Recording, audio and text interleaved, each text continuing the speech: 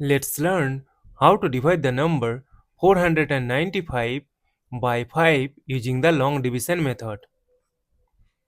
As 4 is less than 5, that is why we will consider the number 49.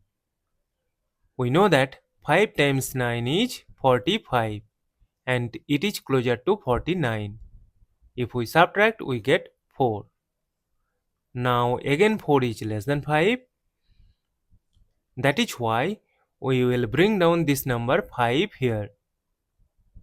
And we know that 5 times 9 is 45. Subtract, we get 0. As we get the remainder 0, so we will stop.